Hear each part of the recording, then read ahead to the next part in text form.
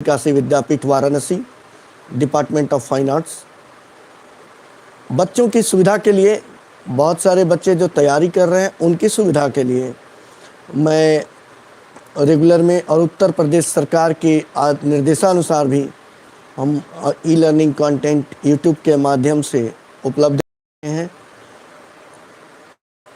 विद्यार्थियों की विशेष मांग पे कुछ 100 question series, 110 question series, multiple choice questions जो मैं खुद प्रिपेयर करता हूं, न कि से जो ऑलरेडी क्वेश्चन बने हुए हैं वहां से उठा लेता हूं, तो मैं आपके लिए लेकर के हाजिर होता हूं।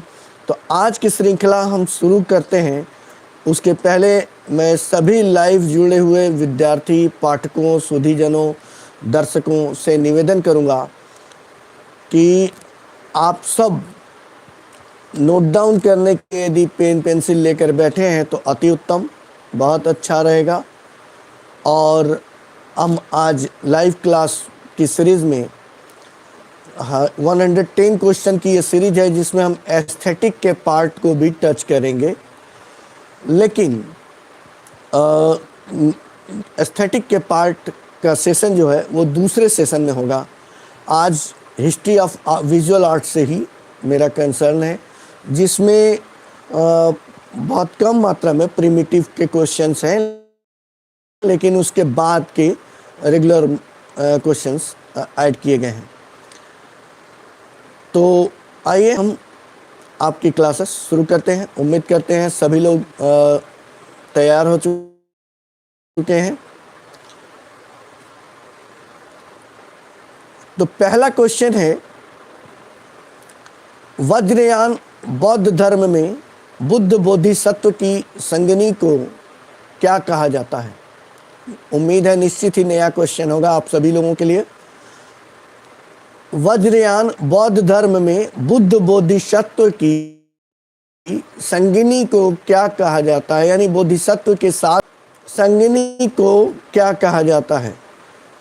तो बोधिसत्व की संगनी के लिए 4 ऑप्शन है यहाँ पे, मातंगी, योगिनी, डाकिनी, तारा। इसका सही उत्तर है तारा। ममता मुदगल जी भी जुड़ चुकी हैं, सबको नमस्कार। दूसरा क्वेश्चन है आज के लाइव सेशन का, संत कबीर किसके शिष्य थे? संत कबीर किसके शिष्य थे? ए चैतन्य, बी रामानंद, सी रामानुज, डी तुकाराम। संत कबीर किसके शिष्य थे? चैतन्य के, रामानंद के, सी रामानुज के, डी तुकाराम के। उम्मीद करते हैं यह भी अनोखा होगा। इसकी सही तस्वीर है, सही जवाब दिया है यहाँ पे अनिल पांडे जी ने। रामानंद जी के शिष्य थे संत कबीर जी। संत कबीर जो है रामानंद के शिष्य थे। इसके ऊपर कई अनेक चित्रकारों ने चित्र भी बनाए हैं, रामानंद जी ने कैसे कबीर को स्वीकार किया। अब तीसरा प्रश्न है, शांति स्वरूप भटनागर पुरस्कार किस क्षेत्र में योग्यता प्रदर्शित करने हेतु दिया जाता है? शांति स्वरूप भटनागर पुरस्कार किस क्षेत्र में योग्यता प्रदर्शित करने हेतु दिया जाता है? ऑप्शन है ए कला एवं दस्तकारी, बी साहित्य, सी विज्ञान एवं प्रौद्योगिकी, डी खेलकूद। शांति स्वरूप भटनागर पुरस्कार किस क्षेत्र में दिया जाता है? ममता मुदगल जी ने ऑप्शन सी लिखा है, विज्ञान एवं प्रौद्योगिकी। बिल्कुल सही जवाब है, सही उत्तर है विज्ञान एवं प्रौद्योगिकी। शांति स्वरूप भटनागर पुरस्कार भारतीय औद्योगिक एवं वैज्ञानिक अनुसंधान परिषद के द्वारा जो है ये प्रदान किया जाता है। और विज्ञान एवं प्रौद्योगिकी के क्षेत्र में उल्लेखनीय योगदान करने वाले भारतीय वैज्ञानिकों को विभिन्न वैज्ञानिक विधाओं के अंतर्गत शोध कार्य करने के लिए, रिसर्च वर्क करने के लिए यह हमारे देश का सर्वोच्च वैज्ञानिक पुरस्कार है। क्वेश्चन नंबर 4 हम लोग बढ़ते हैं।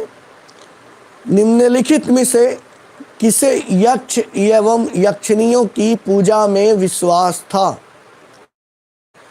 निम्नलिखित में से किसे यक्ष एवं यक्षिणियों की पूजा में विश्वास था? ए ब्राह्मण धर्म, बी बौद्ध धर्म, सी जैन धर्म, डी उपयुक्त तीनों धर्मों में। निम्नलिखित में से किस धर्म में यक्ष एवं यक्षिणियों की पूजा में विश्वास था? ए ब्राह्मण धर्म, बी बौद्ध धर्म, सी जैन धर्म, डी उपयुक्त तीनों धर्मों में। नीतू सिंह जी ने सही जवाब दिया है 4th क्वेश्चन का। इसका आंसर है डी, तीनों धर्मों में। उपयुक्त तीनों धर्मों में यक्ष यक्षिणियों की पूजा का विश्वास था। ठीक है, सभी लोग नोट कर लें, जो नए विद्यार्थी हैं वो ये जाने कि तीनों धर्मों में, बौद्ध धर्म में भी यक्ष की पूजा का परंपरा का मिलता है साक्ष्य, जैन धर्म में भी मिलता है। जैन धर्म हमारे ब्राह्मण धर्म से ही का ही अंग माना जाता है।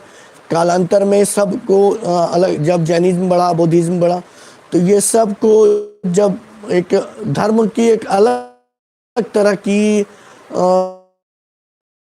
अवरोध से, वो भी इन तीनों के अंतर्गुम्फन में दिखता है।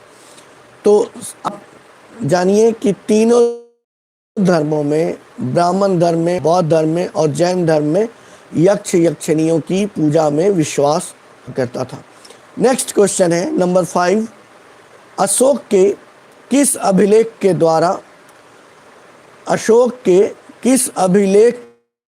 के द्वारा बुद्ध की जन्मस्थली की यात्रा का उल्लेख मिलता है? अशोक के किस अभिलेख के द्वारा बुद्ध की जन्मस्थली की यात्रा का अभिलेख मिलता है? ऑप्शन ए बैराट अभिलेख, ऑप्शन बी धौली अभिलेख में, ऑप्शन सी रूपनाथ अभिलेख में, ऑप्शन डी रुम्मीदेई अभिलेख में। इसका सही उत्तर बता दें? चलिए बताते हैं आपको। सही उत्तर है ऑप्शन डी। नीतू सिंह ने फिर से सही जवाब दिया है। अनिल पांडे जी ने भी सही जवाब दिया है। रुम्मीदेई शिलालेख में, रुम्मीदेई अभिलेख में ये जो बुद्ध की जन्मस्थली की यात्रा का वर्णन उस है। किस ग्रंथ में, नेक्स्ट क्वेश्चन है क्वेश्चन नंबर 6, किस ग्रंथ में 64 प्रकार की, 64 प्रकार की लिपियों का वर्णन है? लिपियों का, लिपि समझते हैं ना, रोमन लिपि, देवनागरी लिपि, ब्राह्मणी लिपि, टेक्स्ट जिसे कहते हैं। किस ग्रंथ में 64 प्रकार की लिपियों का वर्णन है? ऑप्शन ए बौद्ध ग्रंथ ललित विस्तार, ब्राह्मण ग्रंथ ऋग्वेद, जैन ग्रंथ आचरांग सूत्र, ऑप्शन डी इनमें से कोई नहीं। ऑप्शन ए बौद्ध ग्रंथ ललित विस्तार, ऑप्शन बी ब्राह्मण ग्रंथ ऋग्वेद और ऑप्शन सी जैन ग्रंथ आचरांग सूत्र, और ऑप्शन डी इनमें से कोई नहीं। इसका सही उत्तर है जो बताया गया अभी तक में, ऑप्शन ए बौद्ध ग्रंथ ललित विस्तार में 64 प्रकार की लिपियों का वर्णन मिलता है। उल्लेख किया गया है कि यह 64 प्रकार की लिपियां यहाँ प्रचलित हुआ करती थी।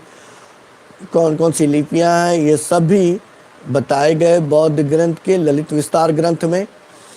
और अब हम बात करते हैं नेक्स्ट क्वेश्चन की तरफ बढ़ते हैं। Question number 7। क्वेश्चन नंबर 7 में चोल काल में निर्मित नटराज की कांस्य मूर्ति, चोल काल में निर्मित नटराज की कांस्य मूर्ति की देवाकृति जो है उसमें कितने भुजाएं हैं, कितने भुजाओं की है? चोल काल में निर्मित नटराज की कांस्य प्रतिमाओं की देवाकृति कितने भुजाओं की है? ए अष्टभुजी, बी चतुर्भुजी, सी द्विभुजी, डी षटभुजी यानी 6 भुजी। अनिल पांडे जी के जवाब सही है, 4 भुजाएं। ऑप्शन बी चतुर्भुजी प्रतिमाएं बनी नटराज की। ये 4 भुजाएं चारों दिशाओं के प्रवर्तन के रूप में भी जाने जाते हैं। सम्राट और उनकी जो प्रलय शक्ति है उसके 4 अंगों के बारे में भी, 4 अंगों के प्रतीक के रूप में भी शिव के 4 हाथ माने जाते हैं। अब नेक्स्ट क्वेश्चन है नंबर 8। सम्राट अशोक का अपने शिलालेखों में सामान्यतः किस नाम से उल्लेख हुआ है? यानी सम्राट अशोक को किस नाम से उसके शिलालेखों में संबोधित किया गया है? Option A Chakravarti, option B Dharmadev, option C Dharmakirti, option Priyadarshi. इस प्रश्न का सही उत्तर है ऑप्शन डी प्रियदर्शी। ममता मुदगल जी ने दिए भेजा है सही जवाब प्रियदर्शी। सम्राट अशोक को अपने शिलालेखों में प्रियदर्शी के नाम से संबोधित किया गया है। इसका ऑप्शन डी है। सनोज कुमार जी ने भी ऑप्शन डी लिखा है, टाइप किया है, बहुत रैपिडली टाइप किया है, D D D D D ऐसे। चलिए नेक्स्ट क्वेश्चन की तरफ। बहुत ही अच्छा लग रहा है कि आप लोगों ने आज फिर से हमें ज्वाइन किया है। ये अलग बात है, हमने पिछले दिनों घोषणा की थी कि नेक्स्ट वीक में लेकर आएंगे, लेकिन किसी तकनीकी कारण से नहीं आ पाए। और आज हमारा ये क्वेश्चन आंसर का सेशन का 3rd सीज़न है और इसके बाद हम कल फिर आपके सामने एस्थेटिक के क्वेश्चन के साथ शुरू होंगे। तो नेक्स्ट क्वेश्चन है धौलावीरा नामक स्थान का उत्खनन कार्य किनके नेतृत्व में हुआ? याद है धौलावीरा नामक स्थान के बारे में हमने अपने सिंधु घाटी सभ्यता के चैप्टर में भी बताया था, थोड़ा सा चर्चा किया था। धौलावीरा नामक स्थान का उत्खनन कार्य किनके नेतृत्व में हुआ? ए रणवीर सिंह बिष्ट, बी वी.एस. अदुरकर, सी वाकणकर, डी जॉन मार्शल। इस प्रश्न का सही उत्तर है रणवीर सिंह बिष्ट, आर.एस. बिष्ट। यस। और next question number 10। Question number 10 की तरफ हम बढ़ रहे हैं। ईसा की 7वीं सदी में कृष्ण लीला को कहाँ चित्रित किया गया था? 7th सेंचुरी में कृष्ण लीला को कहाँ चित्रित किया गया था? ए महाबलीपुरम के मंदिरों में, बी जगन्नाथपुरी के मंदिरों में, सी रुक्मिणी देवी मंदिर में, डी अजंता में। ईसा की 7वीं सदी में कृष्ण लीला को कहाँ चित्रित किया गया? रिपीट कर रहे हैं, हाँ, ये क्वेश्चन नंबर 10 है। ईसा की 7वीं सदी में कृष्ण लीला को कहाँ चित्रित किया गया? ऑप्शन ए महाबलीपुरम के मंदिरों में, ऑप्शन बी जगन्नाथपुरी के मंदिरों में, ऑप्शन सी रुक्मिणी देवी मंदिर में, ऑप्शन डी अजंता में। इस प्रश्न का सही उत्तर है मुस्कान विश्वकर्मा ममता मुदगल, नहीं नहीं। सही उत्तर है ऑप्शन ए, महाबलीपुरम के मंदिरों में 7वीं सदी में कृष्ण लीला का चित्रण किया गया, क्योंकि पल्लव काल में भागवत धर्म का प्रसार हो चुका था। इस कारण से महाबलीपुरम के मंदिरों में कृष्ण लीला चित्रित किए गए थे। ओके, नोट डाउन कर लीजिए, बहुत अच्छे अच्छे प्रश्न हैं हमारे पास। अब नेक्स्ट क्वेश्चन, प्रख्यात बोरोबुदुर का बौद्ध स्तूप, बोरोबुदुर का बौद्ध स्तूप कहाँ स्थित है?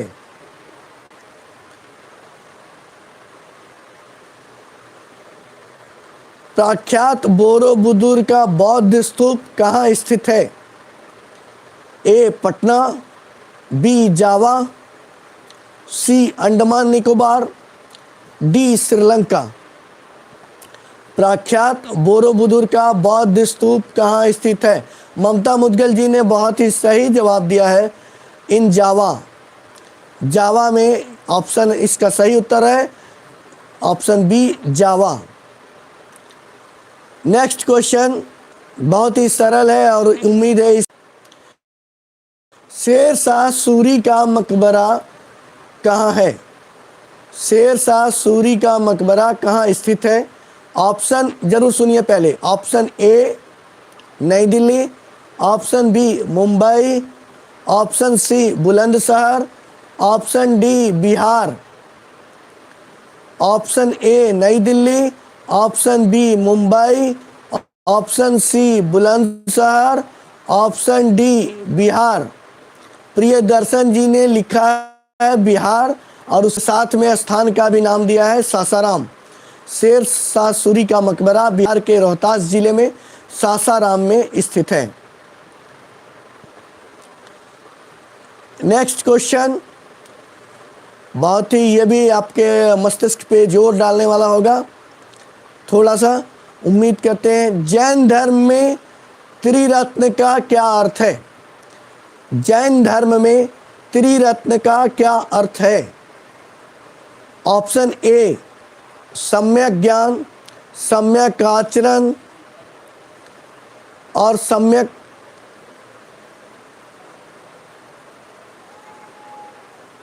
बताएं बताएं, नहीं, सम्यक ज्ञान, सम्यक आचरण और अभी से ही जवाब आने शुरू हो गया जानवी शर्मा ने। अच्छा, यस यही जवाब सही है। इसके ऑप्शन बी में है उपवास से निगरहाना और ध्यान, ऑप्शन सी 500 महावीर और संघ, ऑप्शन डी में है सत्य अहिंसा और अपरिग्रह। बट सभी लोगों ने जवाब दिया है ऑप्शन ए सम्यक ज्ञान, सम्यक बोध और सम्यक आचरण, बिल्कुल सही है। सम्यक आचरण, सम्यक श्रद्धा और सम्यक ज्ञान ही त्रिरत्न के प्रतीक के रूप में जैन धर्म में है। सम्यक आचरण, सम्यक श्रद्धा और सम्यक ज्ञान, जिसे त्रिरत्न के चिन्ह के रूप में, यहाँ पर श्रीवत्स के चिन्ह के रूप में भी अंकित किया जाता है। नेक्स्ट क्वेश्चन, घेरदार कुओं का निर्माण कब हुआ? ऑप्शन ए कुषाण काल, ऑप्शन बी मौर्य काल, ऑप्शन सी शुंग काल, ऑप्शन डी महाजनपद काल। ऑप्शन ए कुषाण काल, ऑप्शन बी मौर्य काल, ऑप्शन सी शुंग काल, ऑप्शन डी महाजनपद काल। प्रश्न है घेरेदार कुओं का निर्माण कब हुआ? ममता जी ने लिखा है मौर्य काल, बिल्कुल सही जवाब। सही उत्तर है ऑप्शन बी मौर्य काल में। मुस्कान विश्वकर्मा जी ने भी सही जवाब दिया है, अनिल पांडे, वंदना जी ने भी सही जवाब दिया है। हाँ, तो अब हम अगले प्रश्न की ओर बढ़ते हैं।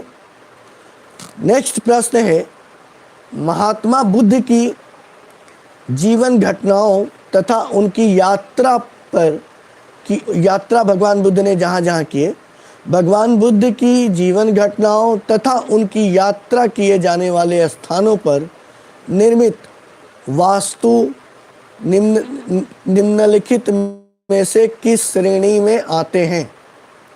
ऑप्शन ए संकल्पित स्तूप, ऑप्शन बी उद्देशिक स्तूप, ऑप्शन सी पारिभौतिक स्तूप, ऑप्शन डी शारीरिक स्तूप।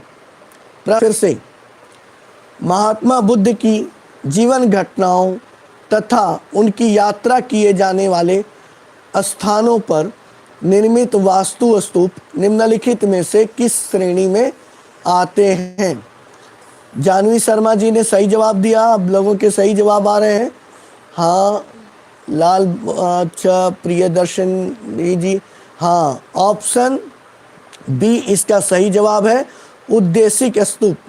विद्वानों ने स्तूपों के 4 प्रकार बताए हैं, जिनमें बुद्ध की जीवन घटनाओं और यात्रा आदि से संबंधित स्थानों पर बनाए गए वास्तु स्तूप उद्देशिक स्तूप कहे जाते हैं। चूँकि किसी उद्देश्य के लिए, धर्म प्रचार के उद्देश्य के लिए इनको बनाया जाता है, ये बताने के लिए कि इस स्थान पर भगवान बुद्ध जी का आगमन हुआ था, तो ऐसे एक उद्देश्य क्लियर होता है। जबकि जहाँ जहाँ बुद्ध की अस्थियाँ रखी गई या उनके शारीरिक नख, शिखा इत्यादि रखे गए, वहाँ पर जो बनाए गए स्तूप हैं उसे शारीरिक स्तूप की श्रेणी में रखते हैं हम। तो नेक्स्ट क्वेश्चन की तरफ हम लोग बढ़ते हैं। नेक्स्ट क्वेश्चन, विद्वानों के अनुसार कितने मंजिल हुआ करती थी? पेशावर स्तूप में विद्वानों के अनुसार कुल कितने मंजिलें हुआ करती थी? ऑप्शन ए 5 मंजिल, 5 मंजिल, ऑप्शन बी 10 मंजिल, 10 मंजिल, ऑप्शन सी 15 मंजिल, 15 मंजिल, ऑप्शन डी 20 मंजिल, 20 मंजिल। कुछ है ना? तो आइए इसका सही जवाब जानते हैं हम लोग। सही उत्तर है इसका 15 मंजिल, option C. Option C, Saroj Gupta ji के सही जवाब आए थे। शिवानी मौर्य जी ने भी सी लिखा है, 15 मंजिल। नेक्स्ट क्वेश्चन है क्वेश्चन नंबर 17। पेशावर स्तूप का निर्माण किस शासक ने किया था? पेशावर स्तूप का निर्माण किस शासक ने किया था? ऑप्शन ए कुषाण शासक कनिष्क, ऑप्शन बी मौर्य शासक अशोक, ऑप्शन सी शुंग शासक पुष्यमित्र, ऑप्शन डी इनमें से कोई नहीं। पेशावर स्तूप का निर्माण किस शासक ने किया था? ऑप्शन ए कुषाण शासक कनिष्क, ऑप्शन बी मौर्य शासक अशोक, ऑप्शन डी इनमें से कोई नहीं। इसका सही उत्तर है कुषाण शासक कनिष्क। कुषाण शासक कनिष्क ने पेशावर स्तूप का निर्माण कराया था। कनिष्क द्वारा निर्मित पेशावर स्तूप ऊंचाई 400 फीट थी और इसमें 15 मंजिल बनाए गए थे। नेक्स्ट क्वेश्चन भी स्तूप पर आधारित है। क्वेश्चन नंबर 18, खोस्ता स्तूप का संबंध किस शासक से है? खोस्ता स्तूप का संबंध किस शासक से है? थोड़ा सा डिफरेंट क्वेश्चन है इस बार, बहुत लोगों को मज़ा आ रहा है थोड़ा नए तरीके के क्वेश्चंस में। तो इसका है ऑप्शन ए सम्राट कनिष्क से, ऑप्शन बी चंद्रगुप्त मौर्य से, ऑप्शन सी सम्राट अशोक से, ऑप्शन डी पुष्यमित्र से।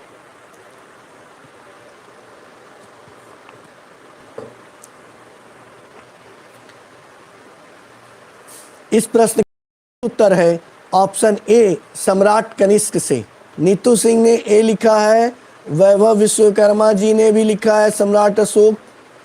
ओके, खोस्ता स्तूप का संबंध सम्राट कनिष्क से है, ऑप्शन ए। क्वेश्चन नंबर 19 विश्वविख्यात नालंदा विश्वविद्यालय का भवन निर्माण विश्वविख्यात नालंदा विश्वविद्यालय का भवन निर्माण किन शासकों ने करवाया था?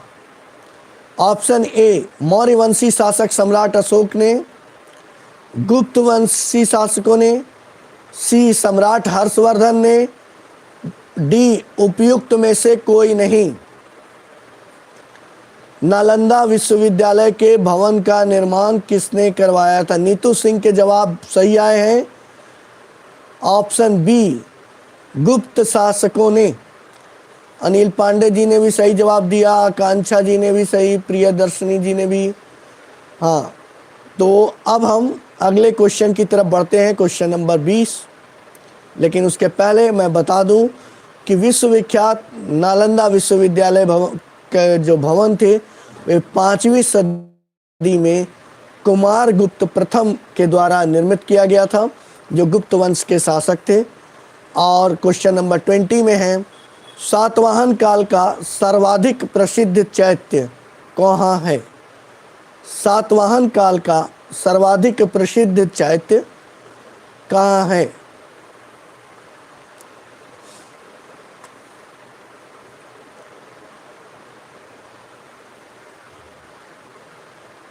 सातवाहन काल का सर्वाधिक प्रसिद्ध चैत्य कहाँ है? ऑप्शन है Nashik, option B Karle, option C Nagarjunakonda, option D Amaravati. इस प्रश्न का सही उत्तर है ऑप्शन बी कार्ले।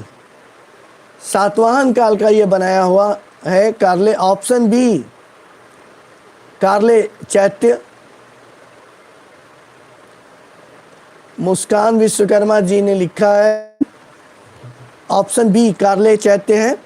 अब थोड़ा दूसरे प्रश्न 20 क्वेश्चन नंबर 21 निखिल कुशवाहा जी भी लिखे ऑप्शन बी।